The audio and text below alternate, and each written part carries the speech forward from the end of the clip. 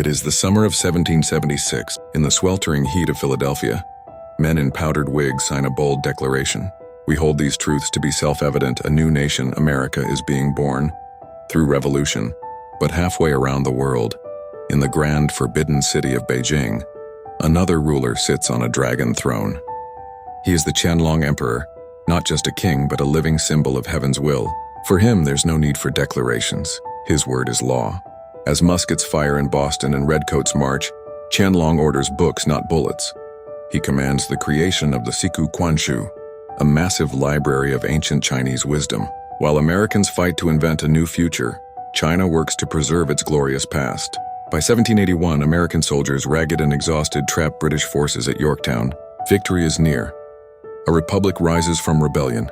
In that same year, Qianlong's court celebrates new conquests: Tibet, Xinjiang. The empire expands not through liberty but by imperial force. And when the war ends in 1783, bells ring across the new United States. Hope, freedom, uncertainty. But in China, nothing changes. The emperor still rules. The world still comes to China, or so he believes.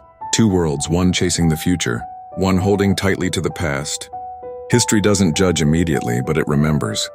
While America was learning how to walk, China was standing still, proudly, beautifully, but still. It is the late 1700s. America is still young, barely done wiping the blood from its revolution. But something new begins to stir. Not in battlefields, but in workshops. Spinning machines, steam engines, cotton gins. The Industrial Revolution has arrived.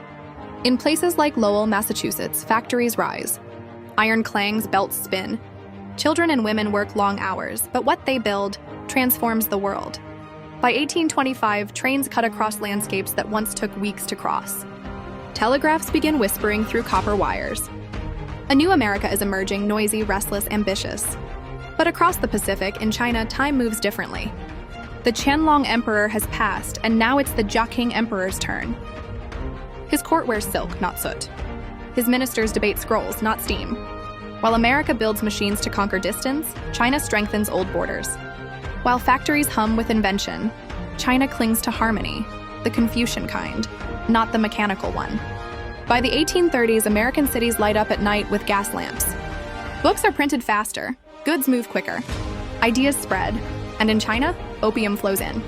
What begins as a trickle of trade becomes a river of addiction. The Daoguang Emperor bans the drug, but it's too late. The West is not knocking at China's door, it's barging in with gunboats. In 1839, the First Opium War erupts. It's not just a war over drugs, it's a clash between two centuries. One powered by steam, the other by mandate of heaven. While America raced toward the machine age, China stood proud on the mountain of its past. And the mountain was beginning to shake. The year is 1842. Cannons thunder outside the walls of Guangzhou. The British Royal Navy, with steam-powered ships and rifled guns, forces China to its knees. It is the end of the First Opium War, and the beginning of something worse. The Treaty of Nanking is signed. China loses Hong Kong. Western powers carve out treaty ports. It's the first time in centuries that the Celestial Empire must bow to foreign terms. China's emperors call it a humiliation. They promise reforms, but the reforms are shallow, like ripples on a still lake. Meanwhile, just across the East China Sea, another empire watches nervously. Japan, 1853. Commodore Perry arrives in Edo Bay with black ships. His demand: open up, trade, or else.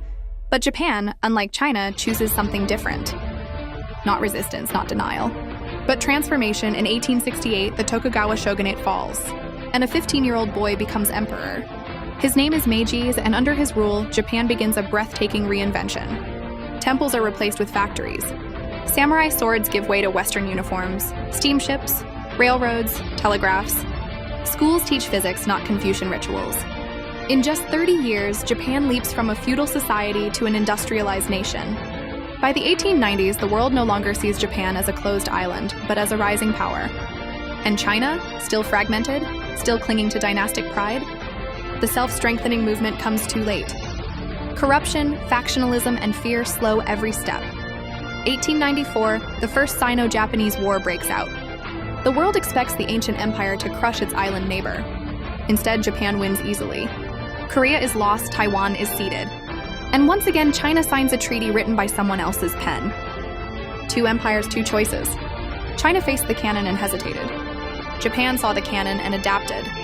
In the age of empires, survival didn't belong to the biggest or the oldest, but to the fastest learner. And history? It remembered who changed and who didn't. In the late 1840s, news of gold buried in California's rivers spread across oceans.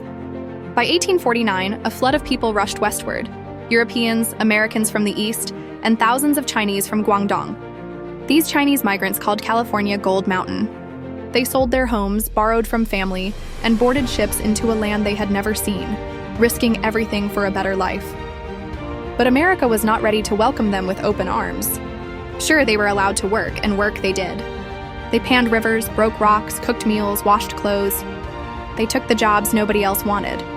And when the gold rush faded, they laid the tracks that stitched a continent together. By the time the final spike of the Transcontinental Railroad was hammered in 1869, Chinese workers had done much of the back-breaking labor, but their faces did not appear in the photos. America wanted their hands, not their stories.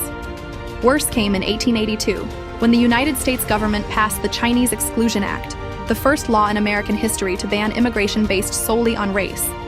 And still, Chinese immigrants stayed, endured, and built communities in cities like San Francisco, even when their homeland was falling apart. Because back in China, things were far worse. While the West was chasing gold and building railroads, China was bleeding from within. In the 1850s, the Taiping Rebellion erupted, a civil war so brutal it left over 20 million dead. All while foreign powers carved away pieces of Chinese land, claiming ports, demanding silver, and humiliating the Qing dynasty. China tried to fight back with modern shipyards, foreign advisors, and a few reforms. But it was too little, too late. In 1895, Japan, once seen by China as a younger sibling, defeated it in war, taking Taiwan and showing the world that Asia had a new leader. Back in America, cities were exploding with factories and telegraphs. Immigrants poured in from Europe, and despite the discrimination, the Chinese who stayed helped build Chinatowns, started businesses, and raised families in a country that had tried to shut its doors. Then, in 1911, China's old empire finally collapsed. After more than 2,000 years of imperial rule, a revolution led by Sun Yat-sen brought the Qing dynasty to an end. The Republic of China was born, a spark of hope. But that spark dimmed fast. Warlords took control of provinces. Assassinations, betrayals, shifting power plays, the dream of unity turned into a nightmare of division. As China struggled to find itself, America entered the Roaring '20s, booming with jazz, industry, and electric lights. The world was racing ahead, and China was stuck between past and future. Meanwhile, Japan watched from across the sea, modernized, industrialized, and quietly preparing for something bigger. But that storm has not come yet, not in this chapter. In the age of gold, one country pulled strangers in. The other watched its people leave, desperate for hope. The 20th century promised progress. But in Asia, it began with fire. In the early 1930s, Japan, modern, industrialized, and hungry for empire, looked to its neighbor China as its next conquest. First came Manchuria in 1931. Then, in 1937, Japan launched a full-scale invasion. It wasn't just a war, it was a massacre. Nanjing fell, and what followed was one of the darkest chapters in modern history. Hundreds of thousands killed, civilians raped and burned alive. The world looked away. China was already weak, split by warlords, foreign influence, and a fragile young republic. But in the face of invasion, something unexpected happened. The bitter rivals, the Nationalist Party, led by Chiang Kai-shek, and the Communist Party, newly born in the shadows of revolution, paused their civil war. Together they resisted Japan, at least for a while. The Nationalists fought with tanks and uniforms.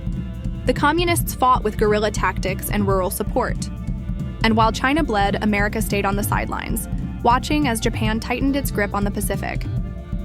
But everything changed on December 7, 1941. Pearl Harbor. The sleeping giant woke up. America entered the war, and Asia became a battlefield. The U.S. joined forces with Chiang Kai-shek's nationalists, sending money, weapons, and generals like Vinegar Joe Stilwell. But American patience wore thin. Chiang was more focused on fighting communists than the Japanese. Meanwhile, the communists under Mao Zedong gained ground, hearts, and momentum. They weren't as well equipped, but they were organized, disciplined, and embedded in China's villages. As World War II dragged on, China's suffering deepened, millions displaced. Cities bombed, famine, disease, and endless sacrifice. And yet, China never surrendered. When Japan finally fell in 1945, after the US dropped atomic bombs on Hiroshima and Nagasaki, China stood among the victors. On paper, it was a win. But underneath, China was broken, again. The fragile truce between nationalists and communists shattered. By 1946, civil war resumed. This time, no invader to unite against. Only two visions of China fighting to the end. And America? It had to choose. It backed Chiang, but Mao had the momentum. By 1949, Mao declared the People's Republic of China. Chiang retreated to Taiwan, where a very different version of China would take root. Japan's march had shaken Asia. China's resistance had inspired the world.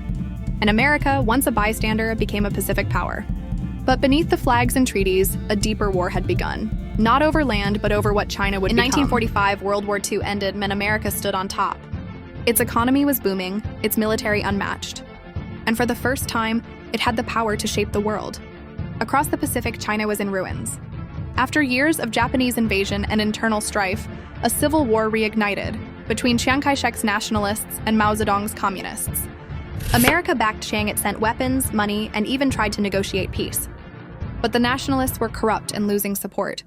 Mao's forces, though poorer, were more disciplined and gaining ground. By 1949, Mao had won. The People's Republic of China was born. Chiang fled to Taiwan, where he continued to claim China's legacy.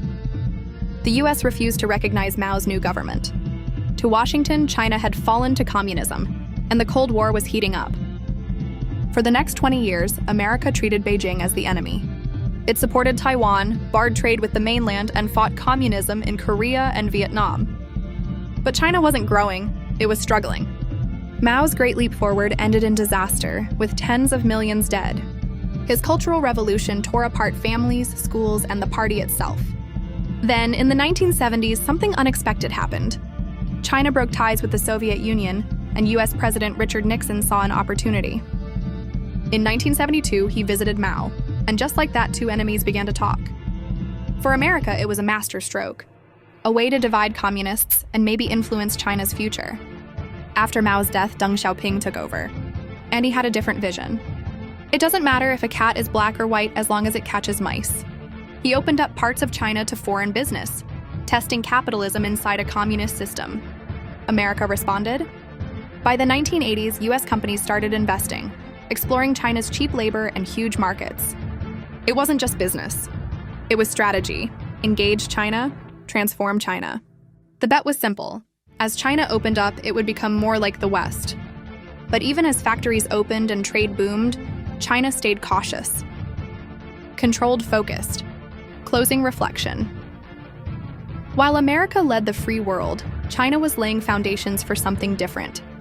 Two systems, two dreams, now on a collision course and with history watching. In the 1980s, China was still poor but ambitious. After years of chaos, Deng Xiaoping had opened the doors to foreign investment. Factories popped up in Shenzhen and along the coast. American companies rushed in, lured by cheap labor and massive markets. It looked like a win-win. China got jobs, America got profits, and Washington believed that economic freedom would lead to political change. But that change never came. Instead, China studied America's system and built a strategy to outcompete it. China kept foreign companies on a tight leash, no access without joint ventures, technology transfers, or local partnerships. It manipulated its currency, subsidized state industries, and blocked US firms from key sectors.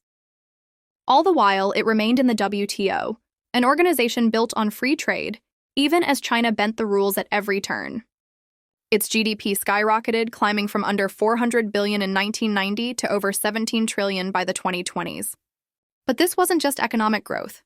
China was arming itself too. It used profits from exports to fund a massive military expansion, building aircraft carriers, hypersonic missiles, and space weapons. Its navy grew to the largest in the world. Its cyber army began testing American networks. Factories became weapons, and trade became leverage. Meanwhile, entire US industries, from steel to microchips, were hollowed out. Jobs vanished, rural towns collapsed. And American voters began asking, did we build our own rival? By the late 2010s, Washington had its answer. American government launched a trade war, slapping billions in tariffs on Chinese goods, accusing Beijing of IP theft, currency manipulation, and unfair competition. Beijing hit back with its own tariffs on soybeans, cars, tech components. It wasn't just about money. It was about who would control the future. China had studied globalization and weaponized it. From factory floors to missile silos, it built strength by playing America's game better than America itself. Now, the world's largest democracy and its largest autocracy stood locked in a new kind of war, not with bullets, but with chips, trade routes, and influence. For decades, America watched China rise and profited from it. But now the mood has changed. Factories left, jobs vanished. Trust eroded. So Washington decided it's time to bring it all back. Under the banner of Make America Great Again, the U.S. launched a bold counteroffensive, not with bombs, but with economic firepower. The goals? Bring manufacturing home, rebuild the defense industry, end dependence on Chinese supply chains, and finally, shrink the massive trade deficit that fuels Beijing's power. Billions of dollars have been poured into semiconductor plants in Arizona and Texas. New laws like the CHIPS and Science Act aim to keep tech leadership on U.S. soil. Rare earth mining, EV battery production, AI defense contracts, they're all back on Washington's priority list. This isn't just about economics. It's about survival in a new Cold War. Because while America reshapes its economy, China isn't standing still. Beijing is doubling down on its authoritarian model, with surveillance tech, social credit systems, and military drills in the Taiwan Strait. And Taiwan, it's not just an island. It's the beating heart of global chip production and a symbol of freedom in Asia. To the Chinese Communist Party, Taiwan must be reunified. To America, Taiwan must be protected. This is the fault line, the red line, the spark that could ignite a war between two nuclear powers. Washington knows this.